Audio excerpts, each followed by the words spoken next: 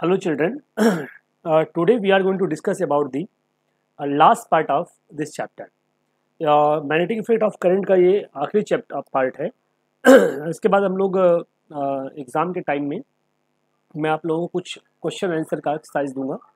That is very helpful for your examination point of view. Clear है? तो now we are going to start the last part. अच्छा, start करने से पहले आपके लिए एक सजेशन, एक request, kindly like, subscribe and share my this channel to your friends and your colleague. Okay, subscribe करिए, लाइक करिए एंड शेयर करिए and press the bell icon जिससे आपको नए वीडियो को नोटिफिकेशन मिलते रहे. क्लियर है? आइए स्टार्ट करते हैं. What is electric generator? It is a device used to convert mechanical energy to the electrical energy. Clear है? ये एक ऐसा डिवाइस है जो मैकेनिकल एनर्जी को क्या करता है, इलेक्ट्रिकल एनर्जी में कन्वर्ट करता है. क्लियर है? And electric generator is based on the principle of electromagnetic induction. That is very very important. तो आइए इसका हम थोड़ा डिस्कशन करते हैं. इलेक्ट्रिक मोटर की तरह इलेक्ट्रिक जनरेटर भी होता है, बट डिफरेंस क्या है? इलेक्ट्रिक मोटर क्या करता है, ध्यान समझना. इलेक्ट्रिक मोटर का जो कंस्ट्रक्शन है वही इलेक्ट्रिक जनरेटर का कंस्ट्रक्शन है, बट डिफरेंस ये है, ये इलेक्ट्रिकल एनर्जी को यूटिलाइज करके मोटर क्या करता है, ये आपका मोटर इलेक्ट्रिकल एनर्जी को यूटिलाइज करके मैकेनिकल एनर्जी में कन्वर्ट करता है या मैकेनिकल वर्क में कन्वर्ट करता है. कौन? मोटर. क्लियर है? जबकि जनरेटर इसका उल्टा, वो क्या करता है, मैकेनिकल एनर्जी को लेता है और कौन? जनरेटर, GEN लिख रहा हूं मैं थोड़ा शॉर्ट में, जनरेटर, और ये कन्वर्ट करता है किसमें? Electrical energy. Just opposite. आई बात समझ में? इसका मतलब अगर हम किसी भी आर्मेचर को रोटेट करें मैग्नेट के अंदर, ठीक है, तो उसकी वजह से एक इंड्यूस ईएमएफ जनरेट होता है. That is reason of cause of generation of the electrical energy. तो ध्यान रखना, पहला जो है वो किस प्रिंसिपल बेस है? When a current carrying conductor place in magnetic field it experience the force. Okay, तो आर्मेचर अगर हम मैग्नेटिक फील्ड रखते हैं तो वो रोटेट करने लगता है. तो that is based on the, that principle is for the electric motor. Generator case में क्या है, अगर हम किसी आर्मेचर को मैग्नेटिक फील्ड में रोटेट कराएं तो करंट जनरेट होता है. इसका मतलब किस पे बेस्ड है? It is based on principle of electromagnetic induction. EMI इसका प्रिंसिपल है. आई बात समझ में? क्लियर है? और कंस्ट्रक्शन ठीक वैसे ही है जैसे जनरेटर मोटर का कंस्ट्रक्शन हमने पढ़ा था. तो जो आप हमारा इससे पहले का वीडियो देखना, मोटर का construction same as it is यहाँ जनरेटर के बारे में हम डिस्कस करने चल रहे हैं. क्लियर है? तो पार्ट डिस्कशन करते हैं. फर्स्ट ऑफ ऑल आर्मेचर, वही same thing. Armature it is a coil having the large number of turns of insulated copper wire wound over a soft iron core. मतलब एक आर्मेचर होता है जिसमें बहुत सारे क्या होते हैं, कॉइल बंधे होते हैं. और आप देख सकते हैं ये diagram, you can see this diagram, this ABCD देखो यहाँ लिखा है ना, ABCD, this is your armature. ये आपका आर्मेचर है. क्लियर है? This is your armature. ये आपके आर्मेचर है. आई बात समझ में? तो आर्मेचर में बहुत सारे कॉइल बंधे होते हैं, ABCD. क्लियर है?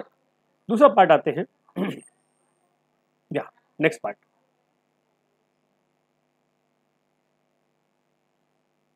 तो first part is your armature, जो पे बहुत सारे नंबर ऑफ टर्न्स बंधे होते हैं, that is called the armature. Second आते हैं हम लोग. सेकंड कंपोनेंट क्या है? Field magnet. ऑब्वियसली अगर आर्मेचर को मैग्नेटिक फील्ड में रोटेट कराना है तो यू नीड मैग्नेटिक फील्ड. तो पहला हमें आर्मेचर चाहिए, दूसरा मैग्नेटिक फील्ड चाहिए जो कि मैग्नेटिक फील्ड को प्रोड्यूस करेगा. तो यानी कि मैग्नेट चाहिए आपको जो कि मैग्नेटिक फील्ड को प्रोड्यूस करेगा. तीसरा स्लिप रिंग, जिसका काम क्या होता है, पोलैरिटी को चेंज करना. ठीक है, यहाँ पे फुल स्लिप रिंग यूज करते हैं, ठीक है, DC के केस में, और AC में हाफ स्लिप रिंग यूज करें, ध्यान रखना. In AC generator split ring type of commutator is used, okay, जिसे हम स्लिप रिंग कहते हैं. And in case of DC, okay, we used slip ring और full ring with which the end of the coil are connected. whereas a DC generator we use split ring. मतलब अगर AC generator होगा तो full ring use करेंगे. Clear है? जैसे आप इस डायग्राम में देख सकते हैं, ये AC जनरेटर है. क्लियर है? तो दो रिंग R1 और R2 यूज हुआ है, दो रिंग यूज हुआ है. क्लियर है? अगर यही आपका DC जनरेटर होता उस केस में हम क्या करते, हाफ स्लिप रिंग यूज़ करते हैं। मोटर में भी अगर डीसी होता तो हाफ स्लिप रिंग यूज़ करते हैं। तो हाफ स्लिप रिंग वहाँ यूज़ करते हैं जहाँ डीसी या तो आउटपुट होगा या डीसी इनपुट होगा, ठीक है। अगर एसी आउटपुट या इनपुट है उस केस में फुल स्लिप रिंग हम यूज़ करेंगे, that is called the commutator. Clear है? Okay. Which the end of the armature coil are in connected, मतलब इस स्लिप रिंग से आर्मेचर का एंड पार्ट क्या होता है, कनेक्टेड होता है। दूसरा आता है नेक्स्ट ब्रूसेस। ब्रूसेस काम करता है, इट इज स्लाइडिंग पार्ट, ये स्लाइड करता है किसके ऊपर, उस रिंग के ऊपर स्लाइड करता है जिससे कि पोलैरिटी को चेंज कर सके।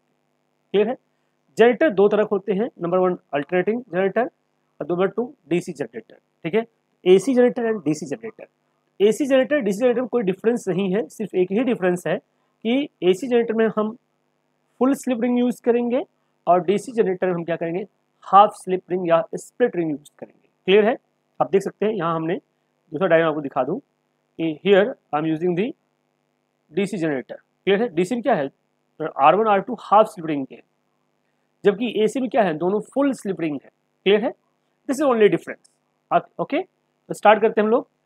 It is generate alternating current. Construction क्या है, an AC generator consist of a rectangular armature coil ABCD as like motor, जैसे मोटर में है वैसे एसी जनरेटर में, वैसे ही डीसी जनरेटर में है, कोई डिफरेंसेस नहीं है। क्लियर है?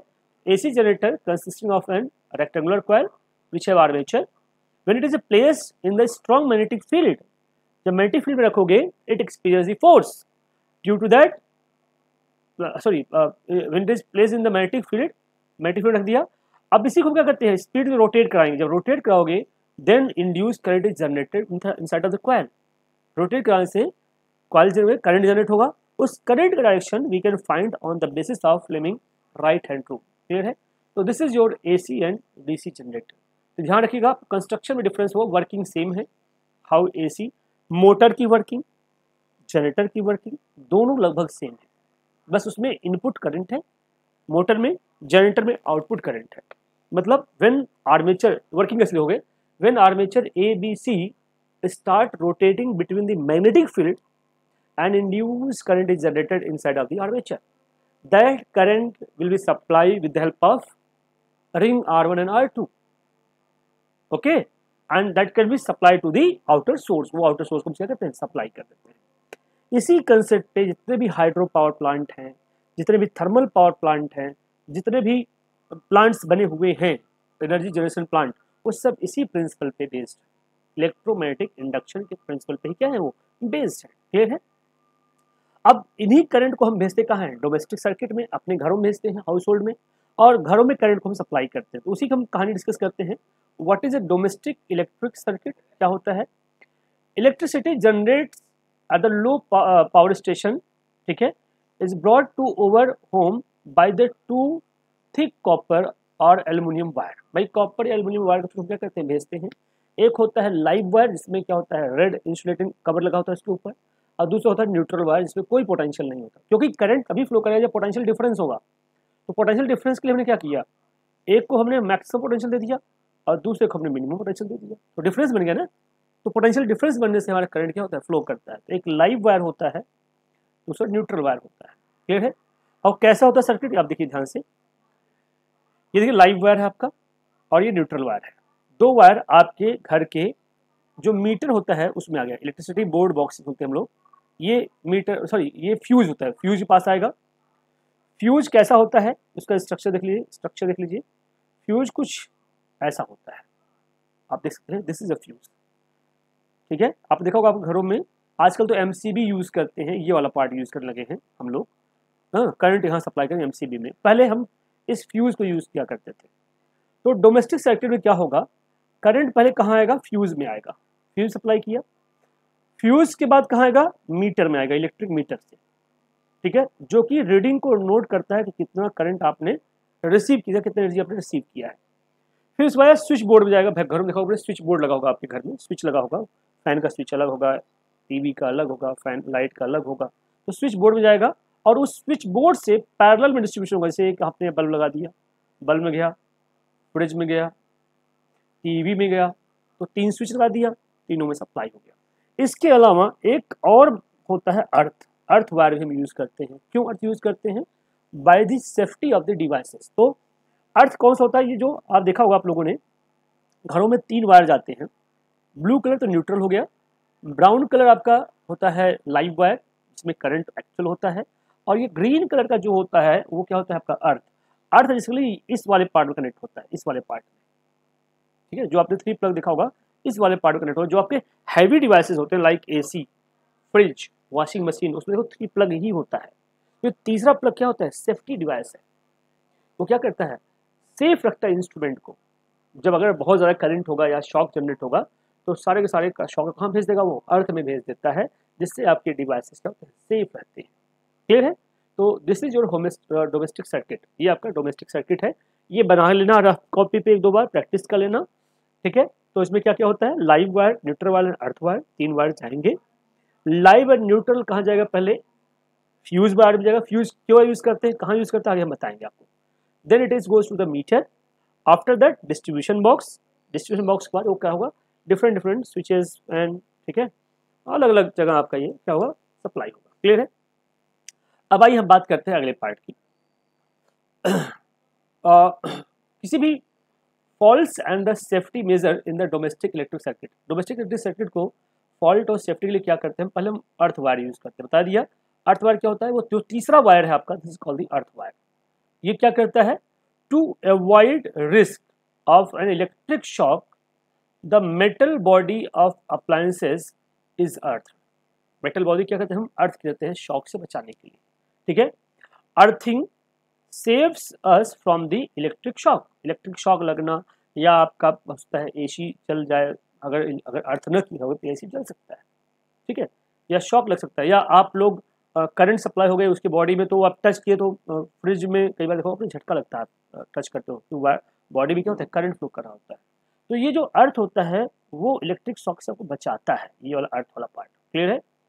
And the appliances are connected to the earth by the using the top pin of the 3 pin plug. देखो 3 पिन प्लग का जो टॉप पिन होता है वो अर्थिंग होता है, अर्थ इसको हम यूज करते हैं। तो पहला सेफ्टी हो गया अर्थ वायर। क्लियर है। दूसरा सेफ्टी होता है फ्यूज। फ्यूज का काम क्या होता है, it is a safety device, it is a thin wire made of a tin और लेड। लेड और टिन का एक थिन वायर बना होता है, ठीक है, थिन टिन और लेड एलॉय का एक वायर होता है जिसका मेल्टिंग पॉइंट काफी कम होता है।